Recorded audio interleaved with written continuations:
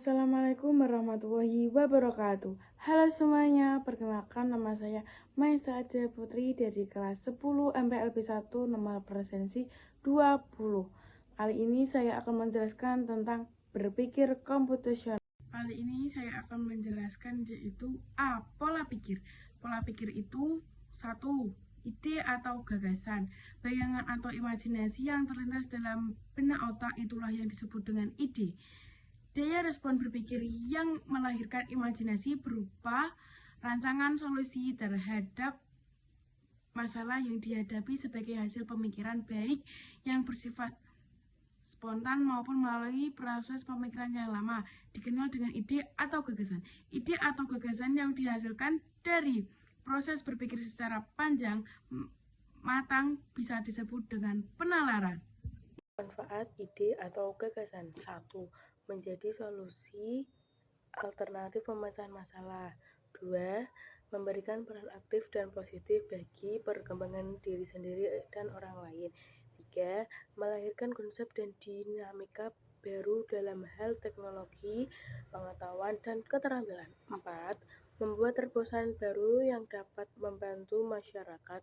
5. Mendorong lainnya inovasi baru. 6.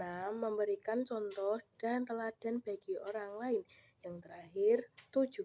Tidak bertentangan dengan peraturan perundungan, agama, dan norma-norma sosial kemasyarakatan.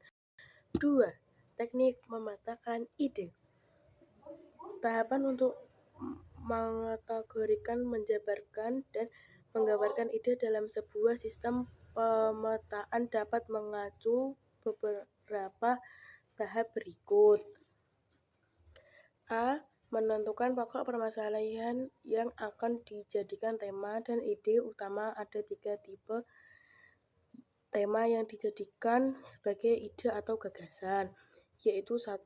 Tema yang bersifat memaparkan sebuah kondisi. 2. Tema yang memaparkan beberapa alternatif pemecahan masalah. 3. Tema yang menjelaskan komponen bentuk dari itu yang dijelaskan. Yang B. Menjelaskan komponen pendukungnya, yaitu dengan menuliskan subtema yang akan dijadikan elemen penjelasnya. C. Kembangkan lagi subtema dengan sub-item yang mungkin muncul sehingga lebih lengkap dan detail. D. Rangkaian ide utama dan subtema harus saling terhubung secara logika dan mewakili proses berpikir yang divisualisasikan. Dampak positifnya yaitu memvisualisasikan dan mematahkan ide-ide dalam otak, membuat poin-poin penting dalam ide, menguraikan secara detail langkah dalam itu tersebut, menyeimbangkan, menyelarasakan, serta pada pola pikir kerja otak kanan dan kiri, memudahkan dalam menginventarisasi kebutuhan dalam aktivitas maupun organisasi, memperbaiki sistem desain dan urutan struktur organisasi, alur bisnis, logika, pemrograman, dan lainnya, menjadi pedoman dalam menentukan penyelesaian masalah sejenis. A. Langkah-langkah mematahkan ide atau membuat kerangka penjelasan. 1. Menentukan tema utama yang dijadikan subjek atau jual pengembangan peta. 2. Identifikasi setiap cabang-cabang yang mungkin ada dalam tema tersebut. 3. Kembangkan lagi subtema dengan sub-item yang mungkin muncul sehingga lengkap dan detail. 3. Konsep algoritma. Algoritma berasal dari kata algoris yang berarti metode penyelesaian masalah secara logis, runtut, dan sistematis. Ide-ide penyelesaian disusun untuk mengidentifikasi masalah dan menghasilkan keputusan akhir. Algoritma melibatkan proses logika, seleksi, analisis, dan pengambilan keputusan yang dipengaruhi faktor rasional, perhitungan logis, dan moral atau sikap sosial. Algoritma adalah rangkaian proses atau aturan yang diurutkan untuk memecahkan masalah secara efektif dan cepat. Perkembangannya kini mencakup teknologi seperti AI, sistem pakar, dan data mining. Keberhasilan algoritma dipengaruhi cara kerja otak kanan atau kreatif sosial invitus dan otak kiri adalah atau analitis logika hitung yang bekerja bersama dalam penalaran dan logika proposisi. biasanya mengandung pengertian metode untuk menyatakan suatu secara utuh sehingga dapat dinilai apakah pertanyaan tersebut benar, salah, disetujui, ditolak, diterima, atau disangkal validitasnya. Dalam pernyataan logika, proposisi dapat diidentifikasi berdasarkan 4 elemen yang penting, yaitu sebagai berikut. 1. Subjek merupakan konsep yang menjadi faktor utama dalam pernyataan, meliputi benda, objek, tempat kejadian, orang, peralatan, dan lainnya. B. Predikat adalah istilah perlakuan untuk tindakan yang dilakukan atau dikenakan pada subjek. 3. Kopula merupakan kata kerja atau verba yang menjadi penghubung antara subjek dan predikat dalam sebuah pernyataan. 4. Kuantor merupakan bagian dari pernyataan yang penulisnya disesuaikan dengan kebutuhan dengan tujuan untuk mengubah frasa pernyataan umum menjadi tertutup dalam rangka mempertegas makna yang disampaikan. Kuantor ada dua, kuantor universal atau umum digunakan untuk menyatakan untuk semua atau setiap. Kuantor khusus digunakan untuk menyatakan bahwa ada bagian. Aspek dalam penggunaan proposisi. Aspek bentuk. 1. Proposisi tunggal adalah jenis pernyataan logika yang hanya terdiri atas satu objek dan satu predikat, atau dikenal dengan kalimat tunggal. Proposisi 2. Proposisi majemuk merupakan jenis pernyataan yang memiliki dua predikat dari dalam penulisnya atau gabungan dari dua pernyataan tunggal. Proposisi aspek bentuk. Proposisi tunggal adalah jenis pernyataan logika yang hanya terdiri atas satu objek dan satu predikat, atau dikenal dengan kalimat tunggal. 2. Proposisi majemuk merupakan jenis pernyataan yang memiliki dua predikat dalam penulisnya atau gabungan proposisi. Sifat kategorial jenis sifat dalam pernyataan proposisi yang memiliki nilai pembenaran atau penolakan atau lingkar secara mutlak tanpa syarat apapun. Kondisional pernyataan proposisi yang nilai kebenarannya memiliki syarat tertentu. A. Hipotesis jenis pernyataan proposisi yang dapat dinyatakan kebenarannya jika memenuhi persyaratan tertentu. B.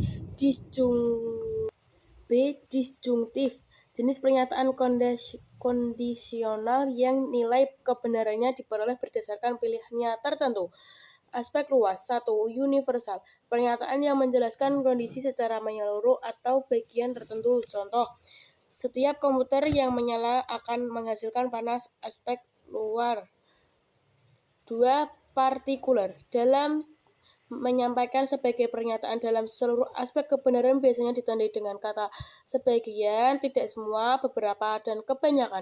Contohnya yaitu tidak semua komputer mendukung permainan 3D. 3. Singular teknik penyampaian logika dalam sebuah pernyataan dengan satu aspek saja. Hal ini dapat dilihat dalam penggunaan kata ini dan itu. Contohnya yaitu komputer ini tidak dapat dinyalakan. Aspek kualitas dan kuantitas. Berdasarkan sisi kualitas proposisi dapat dibedakan menjadi dua macam, yaitu 1. Proposisi positif atau afirmatif yang berisi pernyataan proposisi dengan nilai predikatnya akan menjadi pembenaran subjek yang dinyatakan. 2. Proposisi negatif, yaitu jenis proposisi dengan predikatnya mengandung nilai yang tidak mendukung atau menyalahkan subjek. Aspek kuantitas. 1. Proposisi universal atau umum. Pernyataan logika dengan predikat menjadi pendukung atau penolak kebenaran subjek yang dinyatakan. 3. Proposisi khusus atau partikular. 4. Pergeseran kekuasaan dari satu tokoh ke tokoh lainnya. Logika matematika. Logika matematika. Pernyataan adalah kalimat yang sudah pas nilainya, entah itu benar atau salah. 1. Negasi metode menambahkan nilai sebelumnya yang semula benar menjadi salah dan salah menjadi benar. 2. Konjungsi teknik penggabungan beberapa pernyataan yang kemudian dikenal dengan istilah pernyataan majemuk. 3. Disjungsi teknik perbandingan antara dua pernyataan majemuk dan dihubungkan dengan kata dan dipresentasikan dalam bentuk notasi simbol V. 4. Implikasi. Salah satu penerapan pernyataan majmuk yaitu menggunakan kata penghubung jika maka. 5. Bimplikasi. 5. Bimplikasi. Salah satu jenis pernyataan majmuk yang dibentuk dengan menggunakan kata penghubung jika dan hanya jika. Metode penalaran. A. Metode penalaran manusia dapat dikategorikan menjadi 3 jenis, yaitu 1. A. Deduktif. Metode penalaran yang difokuskan untuk menggali informasi-informasi secara umum kemudian dirangkum menjadi simpulan secara khusus. A. Metode silogisme adalah teknik pengambilan adalah simpulan yang dilakukan berdasarkan dua pernyataan sebelumnya. B. Metode endiman menerapkan pola pikir deduktif secara langsung tanpa melalui mekanisme silogisme. Apa itu induktif dan abduktif? Induktif adalah metode penalaran yang bertolak belakang dengan deduktif. Abduktif adalah metode penalaran yang dilakukan dengan mengambil salah satu opsi argumentasi atau alasan yang dianggap mendekati kebenaran dari beberapa pilihan argumentasi. Nah, itu tadi yang saya sampaikan. Bila ada salah kata, mohon dimaafkan yang sebesar-sebesarnya. Wassalamualaikum warahmatullahi wabarakatuh.